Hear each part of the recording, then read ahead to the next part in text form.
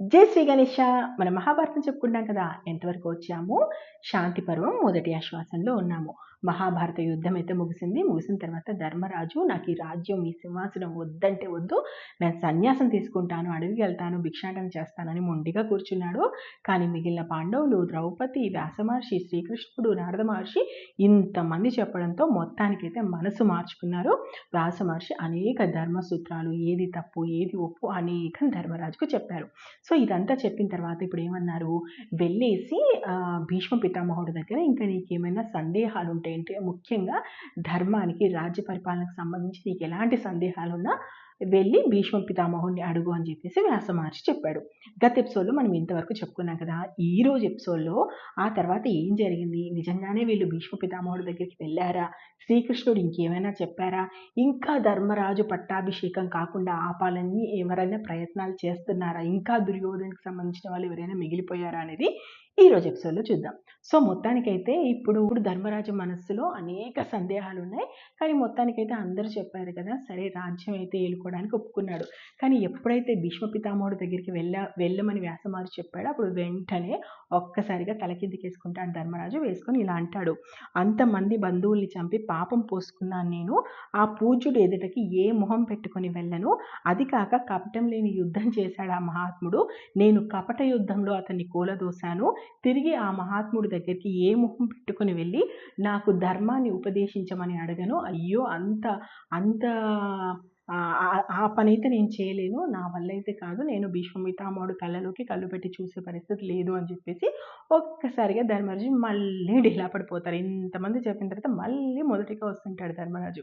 అప్పుడు వెంటనే కృష్ణుడు కలగ చేసుకొని ఇలా అంటాడు, అలా ఎందుకు అలా ఆలోచిస్తున్నావు, అంత బలవంతం ఎందుకు పెట్టుకుంటున్నావు, ఈ మహర్షులు చెప్పారంటే నీ మంచి కోసమే చెప్పుంటారు కదా, అయినా నీ మనసు ఇప్పుడు చంచలంగా ఉంది, ఇలాంటి మనసుతో నువ్వు ధర్మాన్ని వినలేవు, కాబట్టి నువ్వు ఒక పని చేయి, ముందుగా మనం హస్తినాపురం వెళ్దాము, నువ్వు రాజ్యాభిషేకం చేసుకో, ఆ తర్వాత వచ్చి భీష్మ పితామహుని కలువు, అంటే ఆ తర్వాత వచ్చి నువ్వు భీష్ముని కలువు, అప్పుడు ఆయన చెప్పినటువంటి ధర్మ సూత్రాలు ఏవైతే ఉన్నాయో అవి నీ మనసుకు పడతాయి, రాజ్యధర్మం చక్కగా చేయగలుగుతావు అంటారు.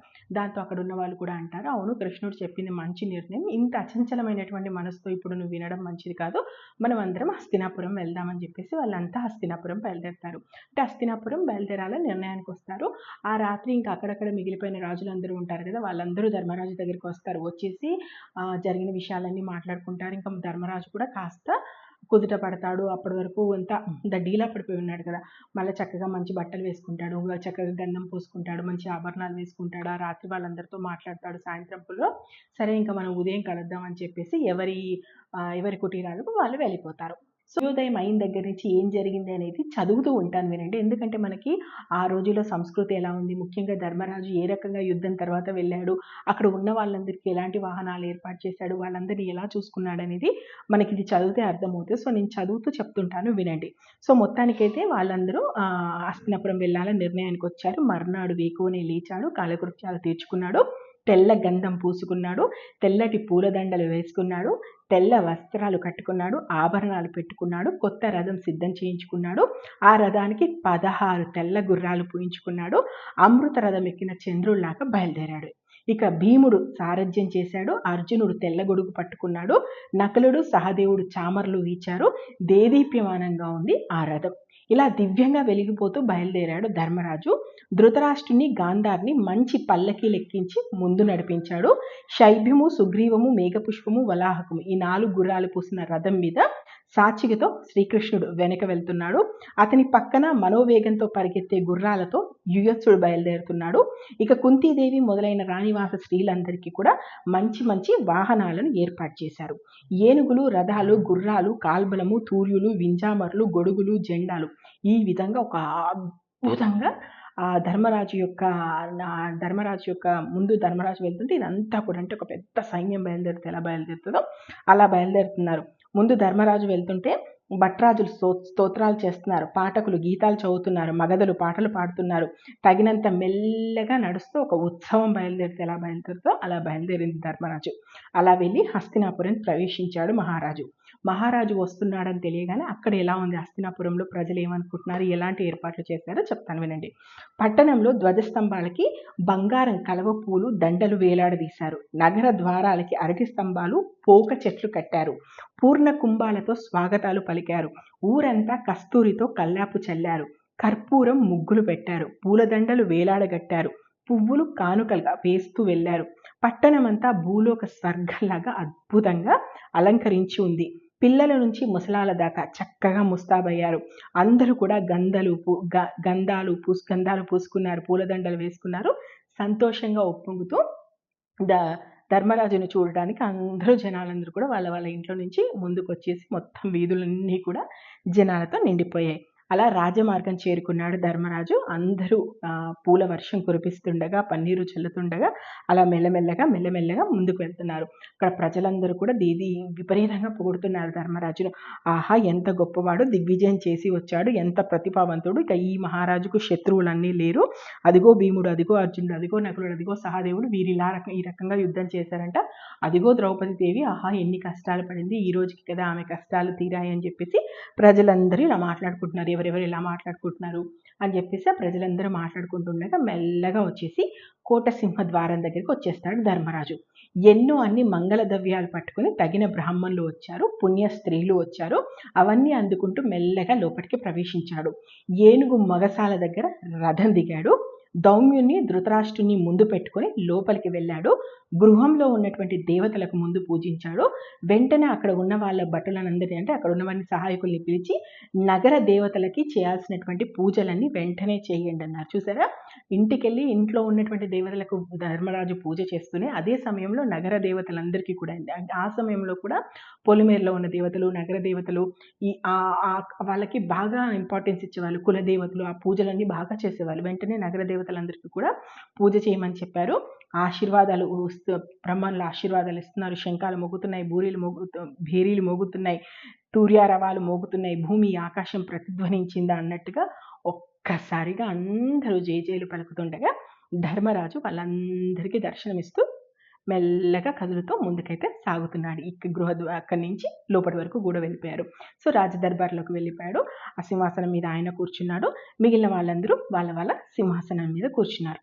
ఇంతలో ఒక త్రిదండి సన్యాసి ముందుకొచ్చాడు. త్రిదండి సన్యాసి ముందుకొచ్చి ఆయన ధర్మరాజుతో ఇలా అంటున్నారు, బ్రాహ్మణులందరూ వాళ్ళ మాటగా చెప్పమని నన్ను పంపించారు. ఇది నేను చెప్తున్న మాట కాదు, బ్రాహ్మణులు చెప్తున్న మాట. ఓ ధర్మరాజా విను. వాళ్ళు నీ గురించి ఏమనుకుంటున్నారంటే, ఏం రాజయ్య ఇతగాడు, పాపాల భైరవుడు వీడు, తండ్రిని, అన్నదమ్ములని, కొడుకులని అందరినీ చంపేసుకున్నాడు. అయ్యో గురువును కూడా వదలలేదు. ఇంకా చాలదన్నట్టు అందరూ అసహించుకుంటున్నా కూడా పట్టించుకోకుండా సింహాసనం మీద కాంక్షతో సింహాసనం ఏలుకోవడానికి వచ్చాడు. ఇంతకన్నా నీచుడు మరొకరు ఉంటారా? ఇదిగో ధర్మరాజా, నీ గురించి అక్కడ ఉన్న వాళ్ళందరూ ఇలా మాట్లాడుకుంటున్నారు. బ్రాహ్మణులే నాకు స్వయంగా చెప్పి పంపారు నీకు ఈ మాట చెప్పమని అంటారు. అసలు ఆ మాట చెప్పగానే ధర్మరాజుకు ఒక్కసారిగా కళ్ళల్లో నీళ్లు తిరుగుతాయి. 2 చేతులు జోడించి తల మీద పెట్టుకొని ఆయనకు అక్కడ ఉన్న వాళ్ళందరికీ ఒక్కొక్కరి వైపు తిరుగుతూ వాళ్ళకి నమస్కారాలు చేస్తూ, అయ్యా దయచేసి నన్ను అసహించుకోకండి, మీరందరూ నన్ను వ్యతిరేకిస్తే నేను బ్రతకలేను, నేను మునీశ్వరుల యొక్క ఆశీర్వాదం తీసుకొని ఇక్కడి వరకు వచ్చాను, దయచేసి నేను తప్పు చేస్తే క్షమించండి, నన్నైతే మీరు అసహించుకోకండి, నేను భరించలేకపోతున్నాను మీ ఈ మాటల్ని అని చెప్పేసి ధర్మరాజు అంటాడు. అనగానే వెంటనే అక్కడ ఉన్నటువంటి బ్రాహ్మణులందరూ ముందుకు వచ్చి అంటారు, అయ్యో అయ్యో ధర్మరాజా, మేమెందుకు నేను ఈ మాట అంటాము, మేము అన్నామంటే కూడా నువ్వు ఎలా నమ్ముతున్నావు? అయినా స్వచ్ఛమైనటువంటి పాల సముద్రం లాంటి వాడివి నువ్వు, ఒక కుక్క మురిగిందని చెప్పేసి ఆ కుక్క మాటలు పట్టించుకుంటావా? లేకపోతే ఇతడు ఎవరో కూడా మాకు తెలియదు, ఇతడు చెప్తున్నటువంటి మాటలకు మాకు ఎలాంటి సంబంధం లేదు, మేము ఎవ్వరం కూడా ఈ మాటలు చెప్పమని పంపలేదు అని చెప్పేసి ఒక్కసారి వాళ్ళ దివ్య దృష్టితో చూస్తారు. చూడగానే ఆ వచ్చింది ఎవడో కాదు, చార్వాకుడు అనేటువంటి ఒక రాక్షసుడు అనమాట.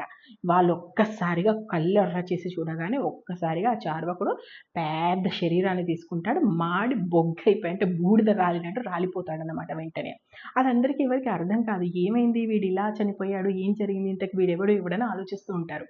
వెంటనే కృష్ణుడు ముందుకు వచ్చేసి, ధర్మరాజా వీడెవడో కాదు, వీడు ఇప్పటివాడని నువ్వు అనుకుంటున్నావేమో, చార్వాకుడు ఇప్పటివాడు కాదు, కృతాయుగం నాటివాడు. వీడు కృతాయుగంలో అద్భుతమైన తపస్సు చేశాడు. వీడికి బ్రహ్మ ప్రత్యక్షమై వరం కోరుకోమన్నప్పుడు ప్రాణులు 50 మంది ఎవ్వరితో కూడా నాకు భయం లేకుండా వరం కావాలని కోరుకున్నాడు. కాకపోతే బ్రహ్మ, నువ్వు బ్రాహ్మణుల జోలికి వెళ్ళకు, బ్రాహ్మణుల జోలికి వెళ్ళావా నీ నాశనం తప్పదు అని చెప్పేసి బ్రహ్మదేవుడు చెప్పాడు. ఇదిగో ఆనాటి నుండి వీడు దేవతలను పట్టరాని కష్టాలు పెడుతున్నాడు. ఆ రోజు నుంచి ఈ రోజు వరకు వీరి వల్ల అందరూ అనేక ఇబ్బందులు పడ్డారు. దేవతలు వీరి వల్ల ఇబ్బందులు భరించలేక బ్రహ్మదేవుని వెళ్ళి అడిగినప్పుడు బ్రహ్మ చెప్పినటువంటి మాట ఏంటి అంటే, వీడు బ్రాహ్మణుల వల్ల మాత్రమే, బ్రాహ్మణుల కోపానికి మాత్రమే బలైపోతాడు, మీరెవ్వరూ బాధపడకండి. త్వరలోనే కొంతకాలంలో దుర్యోధనుడు అనేటువంటి వాడు ఒకడు పుట్టబోతున్నాడు. వాడి వల్లనే అధర్మపరులందరూ కూడా చావబోతున్నారు. ఇదిగో ఆ దుర్యోధనుడి కారణంగానే వీడు కూడా చావబోతాడు అంటాడు. సో అప్పటి నుంచి ఉన్నవాడు వీడు దుర్యోధనుడికి స్నేహితుడు అవుతాడనమాట. దుర్యోధనుడితో వీడికి చాలా అద్భుతమైన స్నేహం ఉంటుంది. అయ్యో నా స్నేహితుడిని ఇలా చంపేశారా, వీడి సంగతి చెప్తాను, వీడి తిరిగి సన్యాసం తీసుకునేలా చేయాలని చెప్పేసి చార్వకుడు వస్తాడనమాట. సో అలా వచ్చినవాడు బ్రాహ్మణుల కోపానికి బలైపోతాడు. ఇది చార్వకుడి యొక్క కథ. ఇదంతా ధర్మరాజుకు చెప్పిన తర్వాత వెంటనే శ్రీకృష్ణుడు ఇంకొక మాట అంటాడనమాట ధర్మరాజు ముందుకు వచ్చి, ధర్మరాజా ఏంటి బేలాతనము, ఇలాగైనా ఉండాల్సింది, ఒకడు వచ్చి ఏదో మాట్లాడాడు అని చెప్పేసి వెంటనే నువ్వు ఇలా అయిపోతే ఇలా, నువ్వు ఇప్పుడు చక్రవర్తివి, భూమండలాన్ని మొత్తం పాలించాల్సిన వాడివి, నీకు ఎదురెవడైనా వస్తే వాడిని భస్మం చెయ్యి, నీ ప్రజలందరినీ నువ్వు పాలించు, బ్రహ్మలందరినీ సంతోషపెట్టు, నీ ప్రజలందరూ సంతోషంగా ఉండేలా చూడు, నిత్య కళ్యాణం పచ్చతోరణంగా రాజ్యం విరసిల్లేలా చేయాల్సినటువంటి బాధ్యత నీది. అది కాకుండా నువ్వు ఇలా బేలాతనంగా ఉండడం ఎలా, ఇలా ఒకడు వచ్చి మాట్లాడగానే ఇంత నిట్టూర్పు వస్తే ఎలా అని చెప్పేసి శ్రీకృష్ణుడు 4 మాటలు గట్టిగానే ధర్మరాజును అంటాడు. సో అది విన్న తర్వాత ధర్మరాజు కూడా మనసులో నిశ్చయించుకుంటాడు, ఆహా ఇక నుంచి నేను ఎవరి మాట వినను, చక్కగా రాజ్యం పాలిస్తాను, నా ప్రజలందరినీ కాపాడుకుంటాను అనుకుంటారు. మరి ఆ తర్వాత ఏం జరిగింది, ఏ రకంగా ముందుకు వెళ్ళింది, ముఖ్యంగా భీష్మ పితామహుడు దగ్గరికి వీరు వెళ్ళారా, భీష్ముడు ఏం చెప్పాడు, ఏం జరిగింది అనేది రానున్న ఎపిసోడ్స్లో చూద్దాం. నేను మహాభారతం ఉన్నది ఉన్నట్టు చెప్తున్నాను, మీకు నచ్చితే ఆశీర్వదించండి. మహాభారతంలో ఇప్పటి వరకు ఏం జరిగిందో తెలుసుకోవాలనుకుంటే మన ఛానల్కి వెళ్ళండి, మహాభారతం ప్లేలిస్ట్ ఉంది, చూడండి. Thank you. జై హింద్.